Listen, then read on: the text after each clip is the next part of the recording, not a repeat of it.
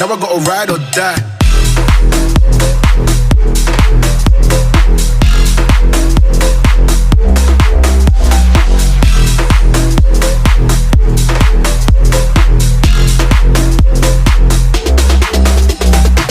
Hey guys, welcome back, and this is the TVS N-TORQ Race Edition. I reckon this is the best looking scooter out there, no doubts in that. Has a huge 125cc logo on this front panel and the N-TORQ 125 decal, not a decal but the actual logo on this side panel with carbon fiber finishing down there and carbon finishing on the dashboard. Has race edition details there as well.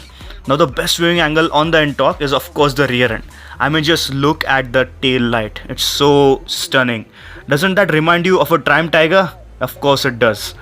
It has a very unique elements to it, especially those fake air vents back there, and also the indicators which are actually separate to the body, and it was the first scooter to have these, I guess.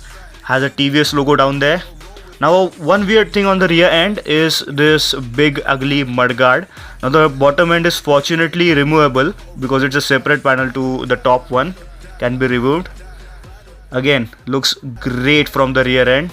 Now the carbon fiber finishing is continued on the seat as well. It gets a nice texture to it along with a red stitching, which gives it a nice sporty appeal.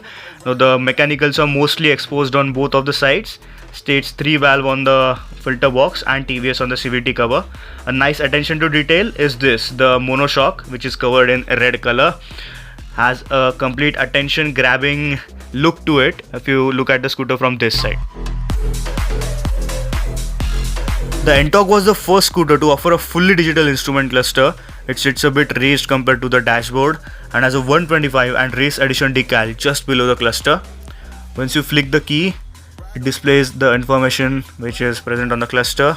Of course, when you boot it up, the layout is pretty simple with a use speedometer in the middle, a clock, secondary trip meters, a primary trip meter being present in the center, a engine temperature meter which is first for a scooter, I guess, the mode display and fuel gauge on the side, and telltale lights on the side panel.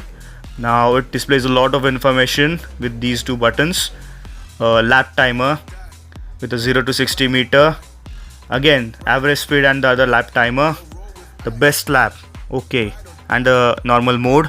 Now that's a pretty comprehensive cluster, a great one by TVS on the N-TORQ. One more nice feature on the N-TORQ is the hazard light switch. Now the N-TORQ was the first scooter to get the hazard light switch from the factory itself and is a great option if you want to tour on the scooter for long distances during night time. The N-TORQ again was the first scooter to offer an engine kill switch on the scooter for the very first time. The handle grips are nice with nice bar and wets on the side. The mirrors are similar to the Apaches and are pretty big. So I reckon that the N-TORQ is the best sounding scooter in the Indian market currently. So let's check out the exhaust note of the N-TORQ.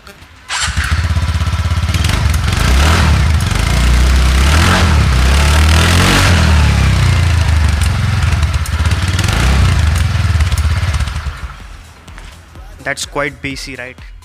The overall fit and finish, the plastic and the paint quality is absolutely top notch. So now let's take it out for a test ride to check out the top speed and the first ride impression of the N-TORQ, it being one of the most powerful 125cc scooters out there. The N-TORQ is a fun and civilized scooter to ride around in multiple conditions.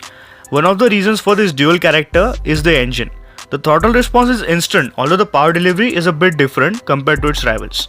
The torque is present throughout the rev range, although it's delivered in a very linear manner. The mid-range is strong, although that sudden rush of torque isn't present, making it fairly civilized to ride. The suspension on the N-TORQ has been set up cleverly by TVS as it provides great stability in corners, but is nowhere nearly as stiff as its rivals. It tackles small ruts and potholes pretty well, although the sharp potholes are felt directly to the rider. Another aspect where it is fun and civilized to ride. The race edition only comes with a disc setup, it being the top spec version of the N-TORQ.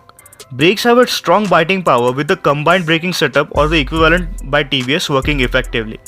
The side effect of this combined braking stuff though is that the rear brakes feels a bit lacking in terms of the lever feel. Straight line stability is decent, it being the heaviest scooter in its segment, weighing in at 116 kg.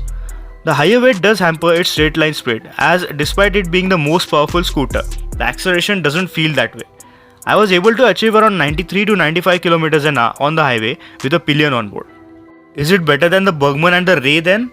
Well, if you want an engaging and most fun to ride scooter, the Yamaha Ray Zeda is the best bet as it costs considerably less. The N-TORQ and the Burgman are seriously close in terms of the performance, although the Burgman offers slightly more comfort. So, if you want a slightly more comfortable and touring focused scooter, go for the Burgman. That leaves us with the N-TORQ.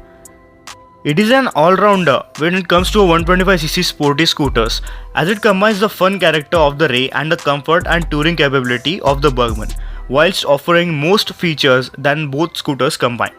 Personally, if you ask me, I'll go for the N-TORQ as it offers the best looks, most amount of features and a good riding experience. So that's pretty much it from my side. Special thanks to SHRIRAJ TVS for providing me the N-TORQ Race Edition for review. Contact details are in the description. Thanks for watching. I'll see you next time.